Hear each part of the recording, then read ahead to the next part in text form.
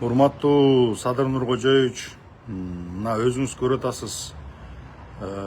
Бийликти күч менен басып алууга аракет кылуу беренеси боюнча Ташиев, Зулушев, анан Нурлан Тургунбек уулу үчөө соту башталды.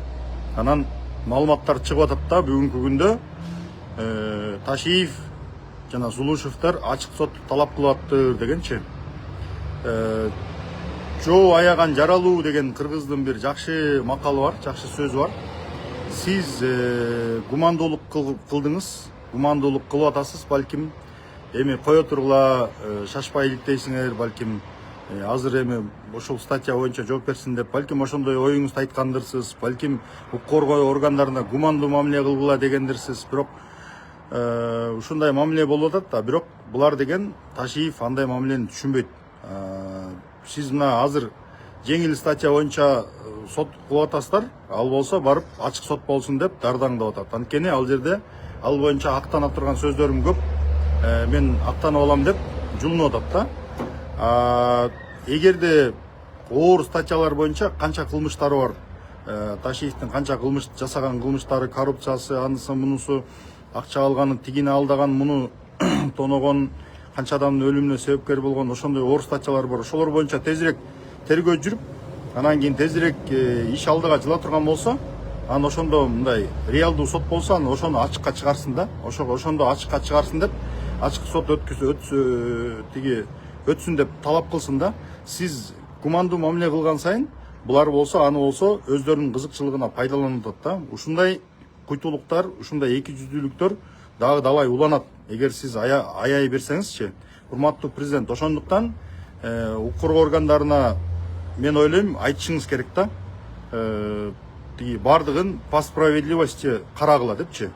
Эгер ошондой кылса, анда Ташиевдин башка жанагы тиги кылмыштардын бардыгы четинен ачыкка чыга баштайт.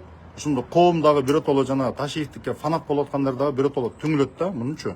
Балким сиз анын эмгектерин, кылган жакшы иштерин эске алып, сиз балким катуу тийишпейли деп аткандырсыз. Бирок сиздин гумандуулугуңузду ал киши түшүнбөйт. Ошондуктан ага пожестче мамиле кылыш керек. Бул киши далай жолу көрсөттү да, далай жолу өзүнүн туруксуздугун, далай жолу өзүнүн коркунучтуу адам экенин көрсөттү да. Бул эретте көрсөтөт, эгер сиз ушинтип аяй берсеңиз. Ошондуктан урматтуу президент мырза, сиз мындай мыйзамдагы талаптарды толук иштетип, акыйкаттык менен, калыстык менен ачык мамиле кылыш керек деп ойлойм да. Ошондой убакыт келди деп ойлойм. Кылмышкер, кылмыш кылган адамдар өзүнүн жазасын алсын. Сизден өтүнүч ошол. Сиз бүгүнкү күндө соц тармактарда көрүп атсаңыз керек, коомчулукта ушул достун аябат атат деген сыяктуу бир мындай нааразы пикирлер дагы комментарийлерде көп жазылып атат да. Мен отуруп алып анализ кылып, мындай неме кылып атам да, прогнозирование кылып өзүнчө отурам. Бүгүнкү күндө мындай коомдук пикир өтө деле жакшы эмес. Ошондуктан эч аябоосу жок. Кылмыштардын баардыгын ачыкка чыгарыш керек дагы, сот жообуна тартыш керек. Андай болбосо, анын аркасы чатак болот. Себеби дегенде, ушинтип тиги отуруп кутур, анан кийин бир күнү мен акмын, мен тазамын деп анан жулунуп чыга берет. Мен тиги переворот кылган эмесмин, тиги бу депчи. Анткени лазейкалар бар ал жердечи. Баягы биз кыла алмак эмеспиз, анан импичмент кыла алмак эмеспиз, анан уюштура алмак эмеспиз деп ар кимди сүйлөтүп атпайбы? Ошентип сүйлөтө берет. Ошондуктан оор статьялар толтура кылмыштары бар. Ошонун четинен ачыктап, ачык калыс тергөө болуш керек деп ойлойм. Менин оюма бир көп эле адамдар кошулат болуш керек. Бул менин жарандык пикирим. Ошол урматтуу достор, менин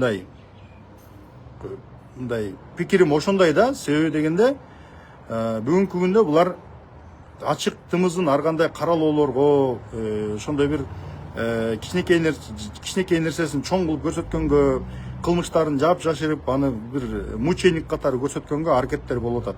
Ошон үчүн урматтуу президент эч качан мындай адамдарды аябаш керек. Көңүл бурганыңыздар үчүн чоң рахмат.